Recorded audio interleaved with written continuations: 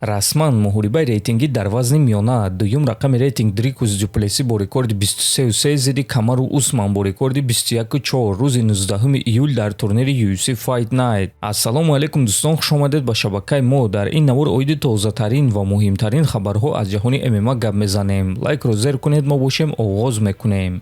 ҳама намуд дорӯҳои гиёҳӣ бо сифати баланд, нархҳои дастрас ва дастафка ба ҳама шаҳрҳо аз ширкати Шифофармо. Дорӯҳои гиёҳӣ барои хароб ва фарбеҳшавӣ, барои қавӣ кардани саломатӣ, витаминҳо ва шампунҳои гиёҳӣ, ҳамчунин ҳиҷомаи бепул барои муштариён ва боз асали бениҳоят фоидаовар паҳлавон, ки гардиши хун ва тестостерони шуморо хуб мекунад, хунукзадагиҳои баданро бартараф мекунад. Барои маълумоти бештар ё ин ки заказ кардани дорӯҳои ширкати Шифофармо ба номерҳои дар рӯи экран буда муроҷиат кунед. Ширкати Шифофармо дар хизмати шумо.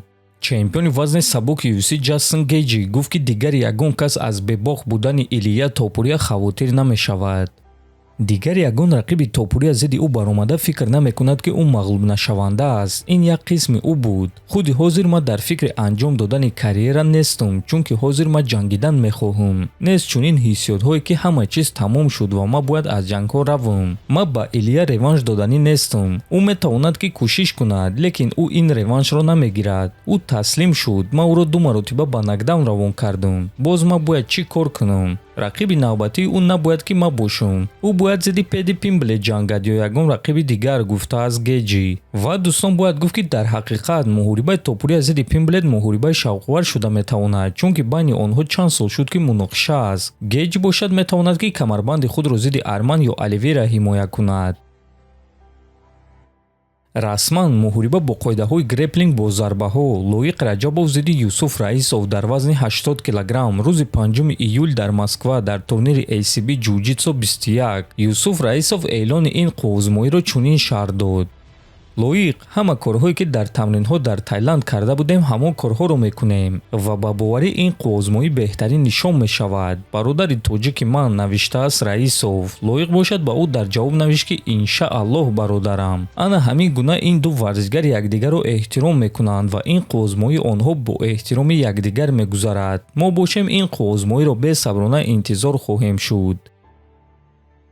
чемпиони бебохти вазни сабуки Беллатор ва PFL Усман Нурмагомедов дар ташкилоти UFC барои худ рақиби вазнин танҳо Арман Царукянро мебинад.